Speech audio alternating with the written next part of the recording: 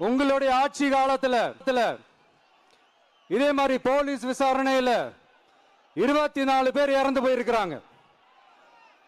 அந்த 24 பேரோட குடும்பத்துக்கும் நீங்க சாரி சொன்னீங்களா? தயவு செஞ்சு சாரி சொல்லிருங்க.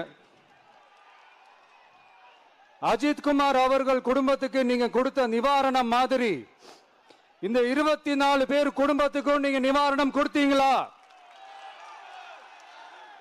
தயவு செஞ்சு அந்த நிவாரணத்தையும் கொடுத்துருங்க. நீதி நிலைநாட்டணும். நீ எங்களுக்கு வந்து சும்மா 3 சென்ட் எங்கே கொடுத்து ஒரு சென்ட் 2000 ரூபாய்க்கு விற்கிறது 1000 ரூபாய் இந்த இதெல்லாம் கொடுத்து சரி பண்ணிட முடியாது. உயிர் விலை மதிப்பற்றது, உன்னதமான உயிர். அவன் கனவுகளோடு இருந்த ஒரு பிள்ளை, ஒரு தாய் தன் பிள்ளை இழந்து நிற்கிறா. இந்த வலிக்கு எந்த நிவாரணமும் இந்த உலகத்தில் ஈடுகட்ட முடியாது. தாயின் கண்ணீருக்கு இங்கே எவன் எதை எழுதி கொடுத்து ஈடுகட்டுவீங்க? நீங்கள் அது பேச்சு கிடையாது. எனக்கு வேண்டியது அவ்வளவு அவசரமா அவனை கூட்டிட்டு போய் அடிச்சு விசாரிக்க சொல்லி உயிர் போகிற அளவுக்கு அடிச்சு விசாரிக்க வேண்டிய நெருக்கடியை கொடுத்தா ஆலியா. அதை முதல்ல வெளியில கொண்டு வர. அந்த என்ன செய்யறாரு? நீங்க எல்லாம் சாரின்னு கேட்டாருன்றீங்க. சாரி கேட்டார்ல அதுல அப்படின்னு நிறைவடைகிற நீங்க உங்களை நான் கொன்னுட்டு உங்க அம்மாட்ட போய் சாரின்னு கேட்டா சரியா இருக்குமான்னு கேட்கிறேன். சாரி சொல்லிட்டார்ல, வேற என்ன செய்ய முடியும்னா இதுலயே நீங்க நிறைவடைகிறீங்க. அதுக்கு மேல அவர் என்ன செய்ய முடியும்னு சொல்றேன். நீங்க உங்களை கொன்னுட்டு வீட்டுல போய் அம்மாட்ட சாரி சொல்லிடுறேன், சரியாயிருமான்னு பாருங்க. இதெல்லாம் ஒரு நாடு அதிகாரி பல பேர் இருக்கிறீங்க. நீங்க சிபிஐ விசாரணை தமிழ்நாடு அரசே கேட்குது, முதல்வரே சொல்ற சிபிஐ விசாரணை. இந்த காவல்துறை யாருடைய தலைமையின் கீழே இயங்குது? யாருடைய இலாக்கா? யாருடைய துறை? மாண்புமிகு தமிழர் முதலமைச்சருடைய துறை தான் காவல்துறை, உளவுத்துறை, சிபிசிஐடிங்கிற சிறப்பு விசாரணை பிரிவெல்லாம். உங்க காவல்துறையின் மேல நம்பிக்கை இல்லையா? எதுக்கு சிபிஐ விசாரணை கேட்குறீங்க? மத்திய புலனாய்வு விசாரணை எது கேட்குறீங்க? எது கேட்குறீங்க? நீங்க தான் மாநில சுயாட்சி, மாநில உரிமையெல்லாம் பேசுனீங்க. உங்க காவல்துறை மேல உங்களுக்கே நம்பிக்கை இல்லையா? சரியா விசாரிக்கலையா? உங்களுடைய உளவுத்துறை சரியா இயங்கலையா?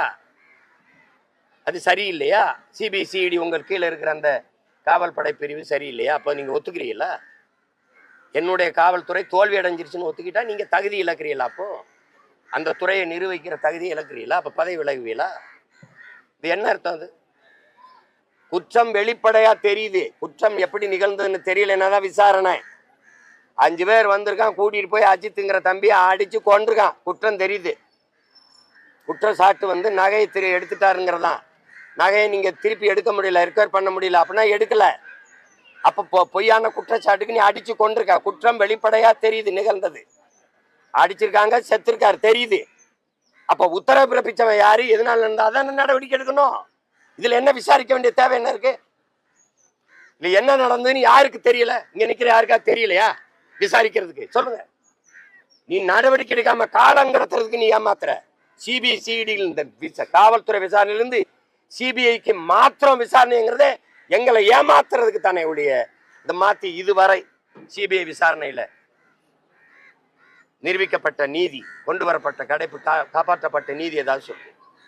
இதுவரை எத்தனை வழக்கு சிபிஐக்கு மாற்றப்பட்டிருக்கு? அதனால என்ன நன்மை நடந்திருக்கு? ஒரு 6 சென்ட் இடத்தையும் எங்கே 80 கிலோமீட்டருக்கு இடத்துல ஒரு ஒப்புக்கு சப்பான்னு ஒரு வேலையும் கொடுத்து இதான் நீ பெற்றுக் கொடுக்குற நீதி. கள்ளச்சாரம் குடிச்சு செத்தா 10 லட்சம் கொடுக்குற அரசு, காவல்துறையால் அடிச்சு கொல்லப்பட்ட அடிச்சு சாகடிக்கப்பட்டா 5 லட்சம் தான் கொடுக்கணும்னா இது என்னது? என்னது இது? யாரும் விசாரிக்க தேவையில்லை. முதலமைச்சருக்கு தெரியாத எங்கிருந்து உத்தரவு போயிருக்குன்னு. அடிக்க போனாங்கல்ல 5 பேரை கூப்பிட்டு விசாரிச்சா தெரியாத யாரா சொல்லி போனீங்கன்னு நான் கேட்கறதுக்கு பதில் சொல்லுங்க. அடிக்க போனாங்கல்ல காவலர்கள், வேற என்ன செய்யறாரு? வேம்பக்கண்டு உண்மையா விசாரிக்கணும். எந்த கொம்பனா இருந்தாலும் யாரா இருந்தாலும் தன் ஆட்சியிலே இருந்தாலும் தவறு என்று நடவடிக்கை எடுக்கணும். அவன் தான் நேயாவான், அவன் தான் நல்ல ஆட்சியாளன், நேர்மையாளன். குற்றம் தான்.